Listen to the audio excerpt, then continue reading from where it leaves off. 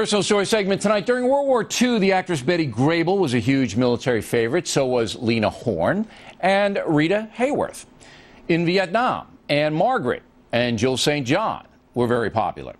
Now in Iraq and Afghanistan, 27-year-old model Mayra Veronica is a major draw. She joins us now. So I understand you pose for some of these what they call lad magazines, right? Yes. They're not Playboy. They weren't Playboy. Right. No, it was. But it's bikini shots and things like that. Yes, it's FHM magazine, Maxim, Black Right. Men's. So the Marines see these and they vote you what? Before they voted me, Bill, they actually started sending tons of emails to my website. I prepared a care package for them of approximately 5,000 posters, had it sent out to them. And then my management... Where did you send it to, Iraq and Afghanistan? My management sent it out to Iraq, specifically. Okay, because most of the Marines are in Iraq. Yes. All right, so you sent it to Marines, specifically Marines or soldiers as well? Soldiers in general. Okay, so 5,000 posters go back. Obviously, they like that. So you become a very in-demand pinup girl, is what they... You don't mind that phrase, no, pinup not at girl? all. Okay. Not at all. That's what I All right, so then you decide to go see them, right? And we just missed you in Afghanistan. You went over this Thanksgiving.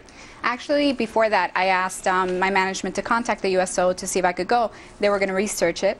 And after I was voted favorite pinup girl, they did come back to us and asked me to go ahead and join them in a tour last year. Okay, so the USO, once you contacted them, they understood that you were in demand over there, and, they put you on the trip. Yeah. Now, when you go to Iraq, Afghanistan, when you went to Turkey and a few other places as well. Greenland, Africa, Djibouti, Africa. Do you just sign the posters? Actually, we hugged them, we kissed them. Well, they must like that, right? Yes. All right, so you interact with them, but on a friendly basis. Yeah, definitely. We were interacting with them, hugging them, kissing them, taking pictures individually with approximately, I would say, about 7,000 altogether. 7,000? 7,000 individual pictures with each That's more than showed up for me. Hey. Now, do you enjoy that? I mean, obviously, it's nice to get that kind of attention, but it's also very draining and tiring, correct? It was definitely exhausting, but it's nothing compared to what they're doing for us out there, Bill.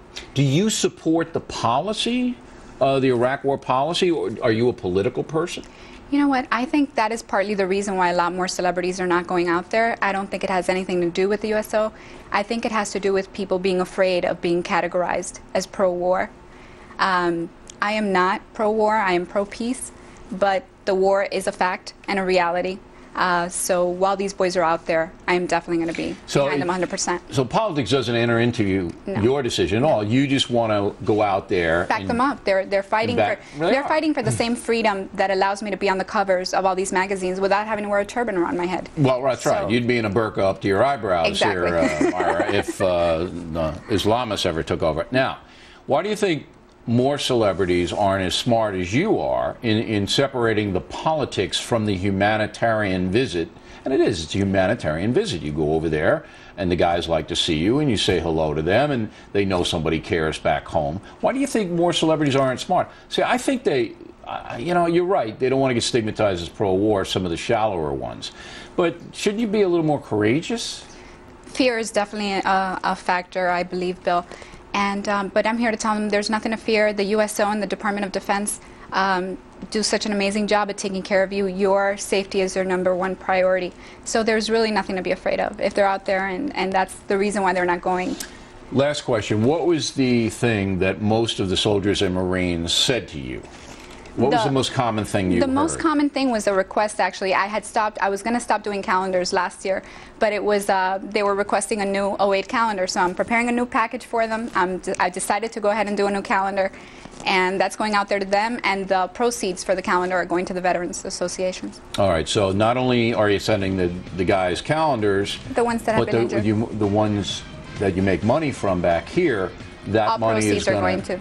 Yeah. And what charity is it? I haven't decided on the charity yet, but it's going to be a veterans. Operation Shoebox and Wounded Warriors are two good ones. I was going to ask you. Myra, thanks very much. Thank you for having me. Pleasure to see you, and we appreciate your patriotism. Thank you. When we come right back, a very controversial story, not